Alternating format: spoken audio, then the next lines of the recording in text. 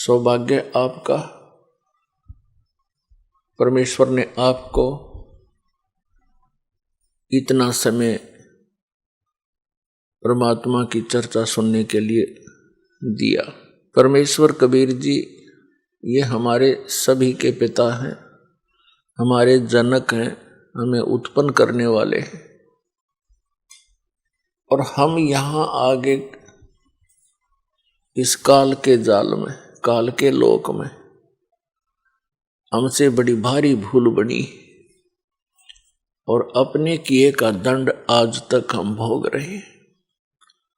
अपने पैर पे हमने स्वयं कुहाड़ा मार रखा है। अब वो दयालु परमात्मा हमारे लिए भटक रहे हैं, यहाँ आते हैं, अपना ज्ञान कराना चाहते हैं, हमें ये बताना चाहते हैं कि आप यहाँ के वासी नहीं हो, ये लोक ठीक नहीं है, यहाँ आप स्थायी नहीं हो। लेकिन आप जी ने इसका कोई विकल्प नजर आया नहीं। आप जी ने इसी व्यवस्था को अंतिम मान के, इसी की अपनी मर्यादा बना के और यहाँ जन्मते मरते रहते हो, कष्ट पे कष्ट उठाते रहते हो।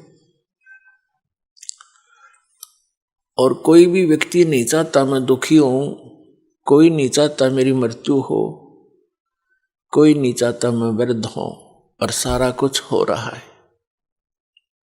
हम देख भी रहे हैं कि सभी वृद्ध हो रहे हैं, सबकी मृत्यु हो रही है और कष्ट भी हो रहे हैं, और फिर भी हम ये सोचते हैं हमें नहीं होने चाहिए। ये अच्छे से नहीं लगते। वृद्धावस्था सबसे बड़ा कहर है इस प्राणी के ऊपर। और जो परमात्मा कबीर जी की शरण में आ जाते हैं, इस दयालु भगवान के की भक्ति से इनको बहुत सारा मिलता है। वृद्धावस्था में शरीर में रोग कम होते हैं और परमात्मा की भक्ति के सहारे इनका शरीर ठीक चलता रहता है। और जो परमात्मा कबीर जी की शरण में नहीं आते हैं, वो वृद्धावस्था के अंदर एक महान कष्ट को भोगते हैं। हम रोगी हो जाएं तो भी हम स्वीकार कर रहे हैं, और वृद्ध हो जाएं तो भी हम कोई दिक्कत नहीं। लेकिन जब मृत्यु का टाइम आता है, मृत्यु का नंबर आता है, तब हमें अच्छा नहीं लगता। क्योंकि मुश्किल से सारा जीवन लग के तो एक परिवार बनाया, फिर एक घर बनाया, करीब चालन की तैयारी होगी। बताइए कोई सांग होया? ये क्या व्यवस्था, खा के ये व्यवस्था, और ये पता ये कंपलसरी होगा। तो इसका कारण क्या है? हम चाहे कितने दुखी हैं, मृत्यु नहीं चाहते। क्यों नहीं चाहते? क्योंकि ये कोई बढ़िया बात थोड़ी है, सारा जीवन ये जोड़ जाड़ कर बनावा, सेटिंग सी करें, इतना मृत्यु हो जाती है। क्यों नहीं चाहते? क्योंकि हम ऐसे लोक से आए हैं जहां मृत्यु नहीं होती थी, जहां वृद्धावस्था नहीं होती थी, जहां पर हमारी बॉडी में कोई रोग नहीं होता था। इसलिए हमें वो बातें पक्की याद हैं, आभास है कि ऐसा नहीं होना चाहिए। तो वो उसी लोक में होगा जाकर के, यहां तो ऐसा ही होगा।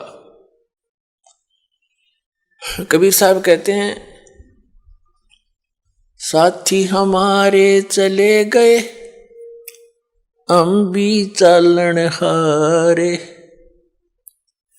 कोई कागज में बाकी रह रही, ताते लगी है वार। मरने वाले मर गए, शेष बच्चे ये सोचते हैं कि हमारा अभी नंबर नहीं आएगा, हम अभी नहीं मरेंगे।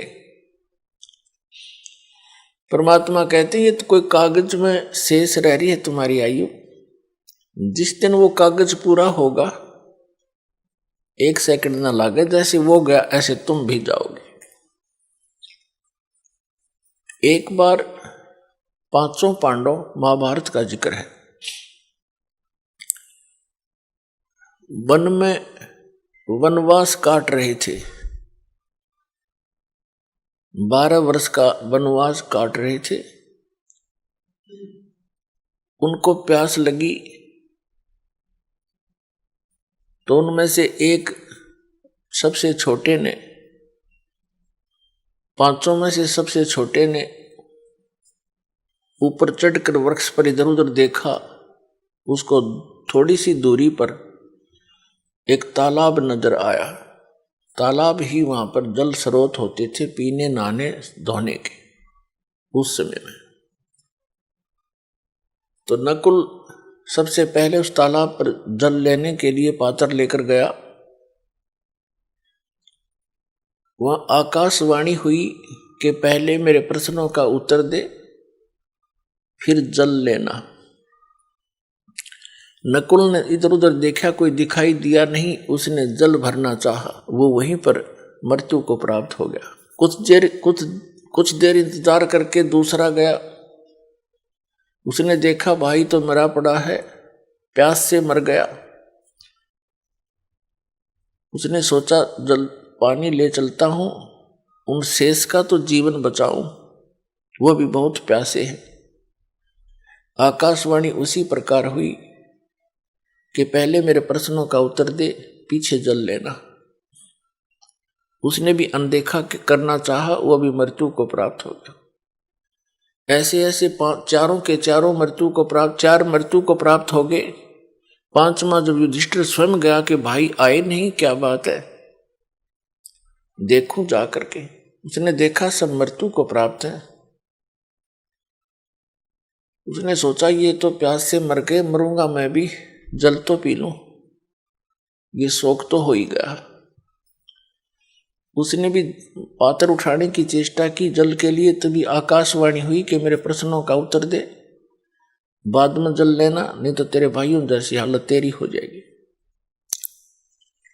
और यदि तो मेरे प्रश्नों का उत्तर दे देगा, तेरे भाइयों को भी जीवित कर दूंगा। युधिष्ठिर ने कहा कि बोल कौन है तू, कहां दिखाई तो दे नहीं रहा। तो उनमें से एक प्रश्न था कि इस संसार में सबसे बड़ा आश्चर्य कौन है, क्या है। युधिष्ठिर ने उत्तर दिया कि सबसे बड़ा आश्चर्य है कि हम प्रतिदिन सबको मरते देखते हैं, लेकिन अपने मरने की चिंता कभी नहीं करते। तो कहने का भाव यह है पुण्यात्माओं, हम और मर जाओ सारे, पर आप जीवित रहे बस ठीक से। और वो भी तो यही सोच रहे थे, ठीक है फलाना मर गया कोई बात नहीं, उसको ये हो गया था, वो हो गया था, अटकलबाजी सी, और चलो। तो पुण्यात्माओं, परमात्मा यहाँ याद दिलाना चाहते हैं, जिस लोक में तुम रह रही हो लोक ठीक नहीं है। अभी तक आपके पास कोई विकल्प नहीं था, आपको पता भी नहीं था कि इसका कोई समाधान भी है। अब तो कति कंप्लीट कोर्स है और पूरा समाधान है और बहुत ही आसान है। ये सबसे आसान काम था और सबसे जटिल बना दिया इन अज्ञानी संतों, महंतों, आचार्यों और शंकराचार्यों, काजी और मुल्लाओं ने, सबके धर्म गुरुओं ने, तत्व ज्ञान से अपरिचित होने के कारण। नमस्कार सर। हाँ नमस्कार सर जी। सर क्या नाम है आपका? सर मेरा नाम रामफल पांचाल है जी। रामफल जी, आप कहाँ से आए हो? मैं गांव गुलडेरा, तहसील पेहवा, जिला कुरुक्षेत्र से आया हूँ। सर हम आपसे ये पूछना चाहते हैं कि संत रामपाल जी महाराज से जो भी नाम दीक्षा लेता है उनको कोई ना कोई लाभ जरूर होते हैं। सर आपको क्या लाभ मिले उनसे नाम दीक्षा लेने के बाद? संत रामपाल जी महाराज के नाम लेने से पहले और मुझे जो संत रामपाल जी महाराज के नाम लेने के बाद जो फायदे हुए हैं, संत रामपाल जी महाराज की शरण में आने से पहले मैं नंबर 1 ड्रिंकर था। मैं बहुत ही शराब पीता था। मैं डेली वेज बिना शराब पिए मेरे को रात में नींद नहीं आती थी जी। 3-4 बंडल मैं बीड़ियों के पी जाता था जी। मेरे को इतनी आदत थी, मेरे को तो 5 बजे खुरक होने लग जाती भी मैंने कहीं तक मिल जो। एक बात और मैं बताना चाहता हूँ, ये जो ठेके की मिलती है जगाधरी वगैरह, इसकी तो मैं ऐसे पी जाता था जैसे पानी का गिलास भर के पी जाते हैं बोतल का, मुंह लाकर खाली करके फेंक दी। मैं तो ये घर की काटी कच्ची शराब पिया करता और उस तक बात बना कर दी जी। ये परमात्मा इतना निकम्मा था कि मैं बहुत ही ज़्यादा जी, मैं सारे मांस भी बक्सन कर लिया करता था जी। मैंने कोई ऐप छोड़े नहीं उस टाइम पर जी। मैंने ज्ञान ही कौन था किसी बात का। तो ज्ञान तो संत रामपाल जी महाराज की शरण में आने से पता लगा भी ये इन चीज़ें खाने से ये नुकसान होगा, शराब पीने से ये नुकसान होगा। तो हाँ, उस टाइम तो अंधे हो रहे थे, ज्ञान ही नहीं था इस चीज़ के बारे में जी। हैं, परमात्मा की दया था, मेरे ये सभी सुधार हो गए। और एक जो मैं काम करता था लक्कड़ का, वो कोई खास वो बात नहीं थी उसमें, तो गुजारा मेरा भी नहीं होता था। मैं लोगों की जो उधार ले लेता था वो उधार भी पूरी नहीं होती थी।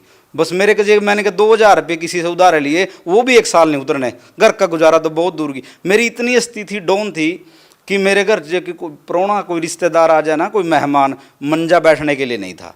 बहुत ही खस्ता हालत थी मेरी तो जी, बहुत ज़्यादा बुरा हाल। तो जब से मैंने संत रामपाल जी महाराज का शरणा लिया, सतगुरु ने मेरे ऊपर बड़ी मेहर करी। आज मैंने गांव छोड़कर शहर में अपना व्यवसाय बना लिया है। शहर में मेरी अपनी दुकान है। सतगुरु रामपाल जी महाराज ने ही दुकान का नामकरण कराया। सतगुरु आल would workers, tehsil road Pewa, मेरा अपना लक्कड़ का काम है। संत रामपाल जी महाराज की दया था, मैंने अपने शहर में अपना मकान बना लिया, अपनी दुकान है। और एक मकान अभी पीछे से एक प्लाट और संत रामपाल जी महाराज की दया था, खाली प्लाट लेकर उसमें भी मकान बनाया। और जी संत रामपाल जी महाराज की दया था, बहुत लाभ हुए हैं जी। जब मैं संत रामपाल जी महाराज की शरण में नहीं था, मेरे को कोई, जितने भी शहर के दुकानदार हैं, ये होलसेलर लक्कड़ वाले बैठे हैं, मेरे को कोई 10 रुपये की उधार नहीं देवे था। मैंने जब ये दुकान करी, संत रामपाल जी महाराज से नाम लिया, तो मैंने गुरुदेव से प्रार्थना, संत रामपाल जी महाराज से प्रार्थना लगाई, गुरुदेव मैंने दुकान तो शहर में कर ली है, लेकिन मेरे पास पैसा नहीं है सर, गुरुजी मैं पैसे बिना काम कैसे चलेगा। तो गुरुजी ने हंस कर मेरे सिर पर दर दिया। गुरुजी कहने लगे, बेटा जहाँ मर्जी का सामान ले लिए, तेना कोई मना नहीं करता। तो आज परमात्मा की इतनी मेहर है, मैं यदि किसी ने फ़ोन भी कर दूँ ना दुकानदार ने भी, मेरे पास 50,000 गया, 1 लाख की 2 लाख का लक्कड़ भेज दो, वो भेज देंगे जी। वही नहीं पूछने भी रामफला बस मंगाई है, भेजो भाई फटते सी। तो इतनी परमात्मा की मेहर है। तो एक संत रामपाल जी महाराज का एक लाभ हो रहा, मैं आपको गिनाना चाहता हूँ जी। और जी संत रामपाल जी महाराज की शरण में आने से पहले जो मेरा बड़ा बच्चा हुआ, तो वो करनाल में ले गए थे हम। मेरा इतनी स्थिति कमज़ोर थी उस टाइम, मैंने नाम नहीं ले रखा था। वहाँ मेरे सौरे वहाँ ले गए उन्हें करनाल जी। वहाँ करनाल सरकारी हॉस्पिटल में चेक कराई उनको, मेरे वाली घर वाली को। तो नर्स ने कहा अभी इस बच्चा होने के 2 घंटे बाद इसको एक इंजेक्शन लगेगा जो कि 2000 रुपये का लगेगा। तो मेरे पास तो 2 रुपये भी कोई नहीं थे, मैं 2000 का इंजेक्शन कहाँ तक लगवांदा जी। मैंने वो इंजेक्शन मेरे पर नहीं लगा जी।